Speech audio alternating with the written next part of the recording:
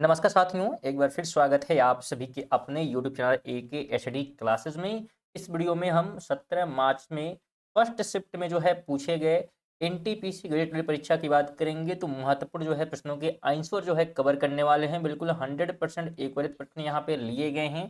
बिल्कुल आप सभी लोग कमेंट करेंगे कि हाँ बिल्कुल यही प्रश्न जो है आप सभी के पेपर में पूछे गए थे या नहीं पूछे गए थे। बिल्कुल कमेंट करेंगे क्योंकि सभी प्रश्न जो है जेन्युइन आप सभी के द्वारा जब भेजे गए हैं उन्हीं को जो है कराए जा रहे हैं। तो जिनका भी एग्जाम अगले शिफ्टों में वो लोग भी जरूर क्वेश्चन को सेंड करेंगे। डिस्क्रिप्शन में आपको व्हाट्सअप नंबर मिल जाएगा, उस पर आप सेंड करेंगे, इससे आपके लिए आंसर की जो है बनाया जा पाएगा। तो बिल्कुल आप चेक कर पाएँ कितने प्रश्न सही हो रहे हैं। साथ में जिनका एग्जाम अगले शिफ्टों में होने वाला उनके लिए वीडियो महत्वपूर्ण होगी। आप यहाँ पे ये क्लियर कर पाएंगे बिल्कुल कैसे प्रश्न पेपर में पूछे जा रहे हैं। साथ में रात में जो है महत्वपूर्ण एक वीडियो की सीरीज आएगी जिसमें आप सभी के लिए जो है संभावित प्रश्न क्या हो सकते हैं 18 मार्च वाले शिफ्टों के लिए, तो वो हम लोग कवर करेंगे। चलिए आज के हम आंसर की बात करते हैं। तो प्रसिद्ध जो है ऐतिहासिक ग्रंथ राजतरंगिणी के रचयिता कौन है? बिल्कुल ये आपके जो है पेपर में पूछा गया था फर्स्ट शिफ्ट में 17 मार्च में। तो इसका जो राइट आंसर होगा बिल्कुल कलहन हो जाएंगे। ऑप्शन नंबर 20 का राइट हो जाएगा। बिल्कुल राजतरंगिणी की बात करेंगे तो कल्हड़ द्वारा जो है ये लिखा गया है। तो बिल्कुल बी जितने लोग किए उनका राइट ऑप्शन है। अगला प्रश्न आपके पेपर में पूछा गया कि भारतीय संविधान की प्रस्तावना में समाजवादी शब्द किस संशोधन द्वारा जोड़ा गया था? तो समाजवादी शब्द है किस संशोधन के द्वारा जोड़ा गया था संविधान में? तो राइट आंसर इसका 42वां संविधान संशोधन था। ऑप्शन 20 का बिल्कुल ध्यान रखेंगे। अगला प्रश्न आपके पेपर में पूछा गया कि भारतीय वायुसेना की 93वीं वर्षगांठ 2025 की मुख्य परेड कहाँ आयोजित की गई थी? तो इस प्रश्न का जो राइट आंसर था वो था गाजियाबाद, जो कि हिंडन जो है एयरपोर्ट पे क्या है ये इसका आयोजन किया गया था। तो ऑप्शन बी आप ध्यान रखेंगे। तो जितने लोग राइट किए हैं बिल्कुल उनका जो है राइट ऑप्शन होने वाला है, उनके बिल्कुल उनके नंबर जो है पक्के हैं यहाँ पे।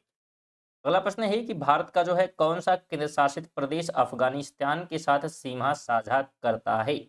जम्मू कश्मीर ऑप्शन में दिया गया था, और लद्दाख था, चंडीगढ़ और पंडिचेरी। बोला था कि केंद्र शासित प्रदेश अफगानिस्तान के साथ जो है सीमा साझा करता है। तो इसका राइट ऑप्शन जो है लद्दाख था। ऑप्शन नंबर बी हो जाएगा।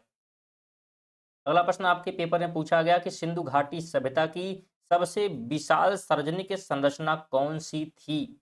किसकी? तो सिंधु घाटी सभ्यता की। तो इसका जो राइट आंसर बिल्कुल इतने लोग करके आए हैं विशाल स्नानागार, तो उनका बी ऑप्शन बिल्कुल जो है राइट होगा। यहाँ पे इस तरह से आपके ऑप्शन दिए गए होंगे, ऑप्शन आप बी या सी कुछ रहा होगा जो राइट होगा। ये तो यहाँ पे संभावित जो है विकल्प तैयार किए गए हैं क्योंकि क्वेश्चन यहाँ पे स्टूडेंट के द्वारा भेजे जाते हैं, ऑप्शन कुछ ही याद होते हैं। तो एक दो विकल्प जो है अपने मन से क्या है यहाँ पे बनाए जाते हैं। आगे बात करेंगे तो फरवरी 2025 तक भारत के कितने प्रतिशत ग्रामीण घरों को नल से जल का कनेक्शन प्राप्त हो चुका है? बिल्कुल ये करंट अफेयर का प्रश्न भी पूछा गया आपके पेपर में, और जिसका जो राइट आंसर होगा वो था 79.74%। तो बी बिल्कुल यहाँ पे राइट इसका हो जाएगा। अगला प्रश्न है कि भारत के पश्चिमी तट के दक्षिणी भाग को किस नाम से जाना जाता है? भारत के पश्चिमी तट के दक्षिणी भाग की बात यहाँ पे की गई थी। तो इसको जो है हम लोग जानते हैं, ध्यान रखेंगे, मालाबार तट से। तो बिल्कुल सी वाले यहाँ पे राइट हो जाएंगे।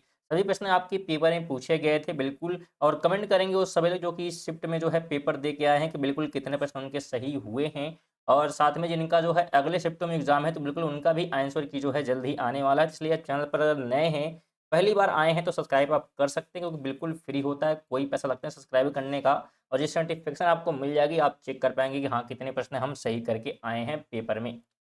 अगला प्रश्न आपसे पेपर में पूछा गया कि अमेरिका का कौन सा राज्य अंगूर और फलों के उत्पादन के लिए प्रसिद्ध है? अमेरिका का कौन सा जो है राज्य प्रसिद्ध है अंगूर और फलों के उत्पादन के लिए? तो इसका जो राइट आंसर था कैलिफोर्निया था। ऑप्शन नंबर बी होगा। क्वेश्चन थोड़ा बहुत जो है क्वेश्चन का शब्द जो है इधर उधर हो सकता है क्योंकि कुछ क्वेश्चन कंप्लीट नहीं समझ में आते हैं तो एज इट इज बना लिए जाते हैं। तो बिल्कुल आप कमेंट करेंगे कि हाँ प्रश्न कोई ऐसा है जो कि नहीं समझ में आ रहा है, लेकिन ध्यान रखेंगे सेंस लगभग सेम सभी का होगा और ऑप्शन भी आपको सेम जो है देखने को मिलने वाले हैं। अगला प्रश्न आपके पेपर में पूछा गया था कि हड़प्पा सभ्यता के लोग तांबा मुख्य रूप से कहाँ से प्राप्त करते हैं? कहाँ से प्राप्त करते थे, ये भी प्रश्न पूछा गया था। तो यह लोग जो है प्राप्त करते थे खेतड़ी राजस्थान से, जो खेतड़ी खदानें हैं वहां से प्राप्त किया करते थे। अगला प्रश्न आपके पेपर में पूछा गया था, यहाँ पे थोड़ा सा टाइपिंग में ये हुआ है क्योंकि प्रश्न ये पूछा था कि कुंभ मेला जहाँ पे नहीं था, ऑप्शन में कुंभ मेला दिया गया था, इसमें ये दिया था कि कौन सा ऐसा मेला है जो कि 12 साल के अंतराल में लगता है। ठीक है, तो यहाँ पे ये पूछा गया था, तो बिल्कुल बी आप यहाँ पे राइट करके आएंगे। और ये जो है यहाँ पे ऑप्शन दिया हुआ था, और कुंभ मेले, बहुत सारे मेले के ऑप्शन यहाँ पे दिए गए थे ऑप्शन में, तो यहाँ पे कुंभ मेला जो है राइट हो जाएगा, क्योंकि 12 वर्ष के अंतराल में पूछा गया मेला कौन सा लगता है। अगला प्रश्न आपके पेपर में पूछा गया कि दिल्ली को राष्ट्रीय राजधानी क्षेत्र यानी कि एनसीआर का दर्जा जो है किस अनुच्छेद के तहत दिया गया है। राजधानी क्षेत्र का दर्जा जो दिया गया है दिल्ली को किस अनुच्छेद के तहत था, ये भी पेपर में पूछा गया प्रश्न है। तो अनुच्छेद जो है 239 ए के तहत दिया गया है, तो ये ध्यान रखेंगे। 12 नंबर प्रश्न है कि बौद्ध ग्रंथ महावज्ञ के अनुसार बिंबिसार के साम्राज्य के कुल कितने गांव थे। बिल्कुल आपके पेपर में पूछा गया था, एडिटिव नहीं होगा लेकिन सेंस सेम ही होगा कि बिंदुसार के साम्राज्य में कुल कितने गांव थे। तो गांव की संख्या जो है बिल्कुल 80,000 आप करके अगर आए हैं तो बिल्कुल बी आप राइट करिए हैं। 13 नंबर प्रश्न आपके पेपर में था कि कन्नौज के लिए त्रिपक्षीय संघर्ष में अंततः किस वंश को सफलता मिली।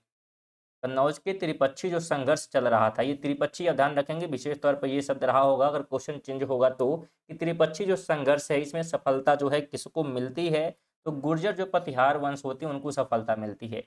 यहाँ पे स्टूडेंट ध्यान रखने वाली बातें क्या हैं, तो यहाँ पे ध्यान रखेंगे जो प्रश्न आपको कराए जा रहे हैं बिल्कुल आप सभी के द्वारा जो है भेजे जाते हैं, तो आप सभी लोग भी डिस्क्रिप्शन में आपको मोबाइल नंबर यानी व्हाट्सअप नंबर मिल जाएगा, इस पर आप जरूर क्वेश्चन करने के बाद जो भी क्वेश्चन आपको याद हैं वो क्या है जरूर जो है आप लोग सेंड करें, जिससे आपके लिए आंसर की जो है बन पाएगी यहाँ पे।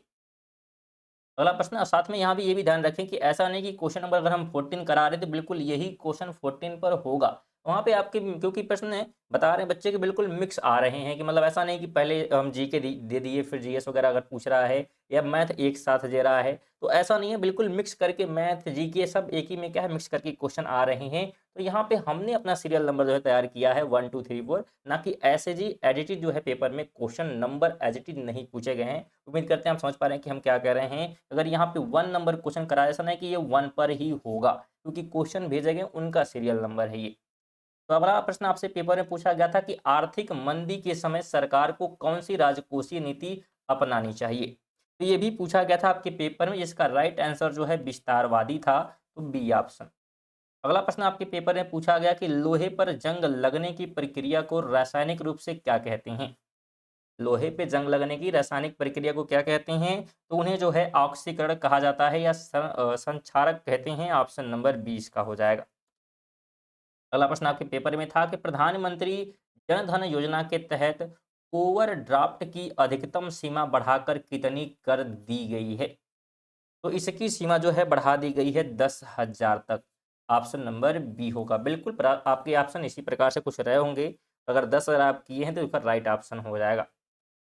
अगला प्रश्न आपके पेपर में था कि हेडफोन किस प्रकार का डिवाइस है। तो हेडफोन की बात करेंगे तो यह जो है आउटपुट डिवाइस है। Option number B.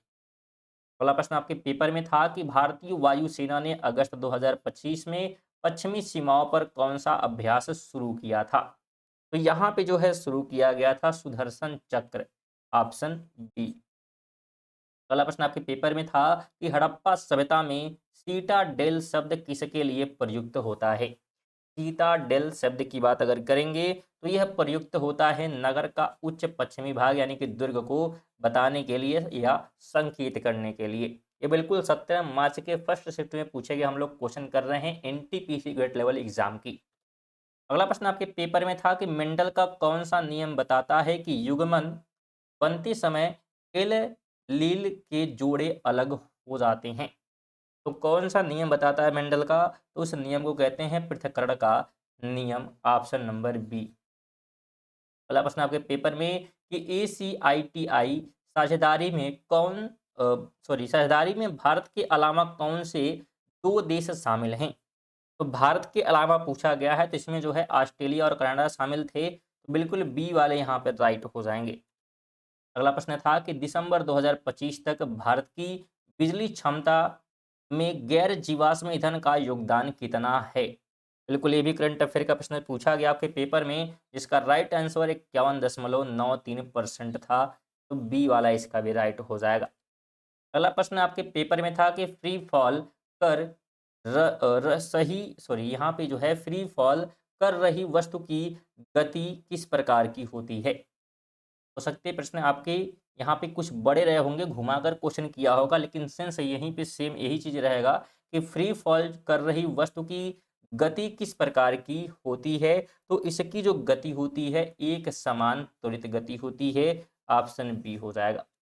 अगला प्रश्न आपके पेपर में था कि गैसीय माध्यम जैसे कि हवा में केवल कौन-सी यांत्रिक तरंगें संचरण कर सकती हैं? तो उस तरंगों की बात करेंगे तो अनुदैर्ध्य तरंगें उनके नाम हैं, ऑप्शन नंबर बी। अगला प्रश्न आपके पेपर में था कि 2011 की जनगणना के अनुसार किस राज्य की जनसंख्या वृद्धि दर नकारात्मक यानी कि -0.58% रही? तो यह जो है रही है किसकी? तो नागालैंड की। अगला प्रश्न आपके पेपर में था कि भारतीय संविधान का अनुच्छेद 39 डी मुख्य रूप से किससे संबंधित है?